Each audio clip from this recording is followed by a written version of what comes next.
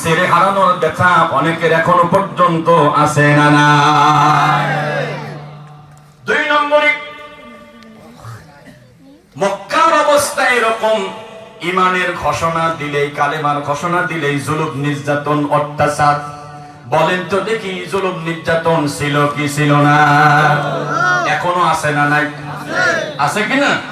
আছে। ইতিহাস পড়েছি, যুগে যুগে যারা স্বৈরাচার হয় তাদের 3টা বদ অভ্যাস থাকে। কয়টা? 3টা। জোরে বলেন। 1, সে হয় জুলুমবাজ। 2, সে হয় নিষ্ঠুর। 3, সে হয় খালি ঘন ঘন মূর্তি বানায়। যারা জনগণের টাকা দিয়ে তোর বাপের মূর্তি বানানোর দরকার কি? কথা বল না। ও পোলা পান রে, বলবো পালায় গেলাম তোদের কারণে, রিজার্ভ পান বস্তায় ভরি, দিনের ভোট রাত্রি করি। উন্নয়নের গান ধরি, উন্নয়নের গান ধরি, তবু তোদের মন পাইলাম না রে। ও পোলা পান রে, পালায় গেলাম তোদের কারণে। কষ্ট হচ্ছে মনে হয়? এখন আমি বাংলা শাড়ি পরে আসি মামার বাড়ি। কষ্ট হচ্ছে মনে হয়? নিয়ে যায় তাড়াতাড়ি, আবার কিছু মানুষ মারি, লাশের উপর নৃত্য করার সুযোগ দিলি না রে। ও পোলা পান রে, পালায় গেলাম তোদের কারণে।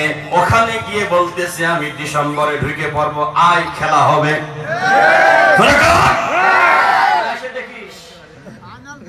এদেশে তোর বাপ ছিল, ছেলে ছিল, দাদা ছিল, তখন পারিস নাই।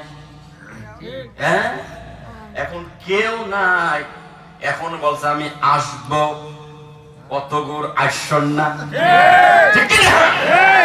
কষ্ট হয় মনে হয়? যারাই জুলুম অত্যাচার করবে তারা কখনো সফল হতে পারবে না। ওয়ারাওয়াদাকুল্লাতী হুয়া ফী বাইতিহা আন নাফসিহি ওয়া গাল্লাকাতিল আবওয়াব وغلقت الأبواب وقالت هيت لك قال معاذ الله إنه لا يفلح الظالمون।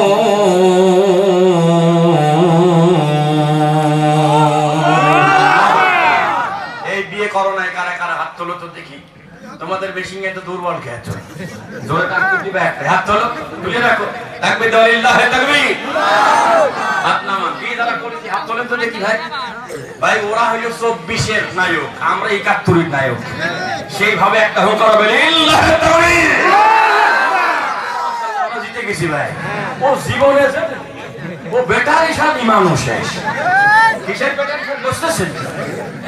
ওই 15 বছর থেকে গাঁজা বিড়ি খাইছো না, ওখানে থেকে মাথার কয়েন শেষ।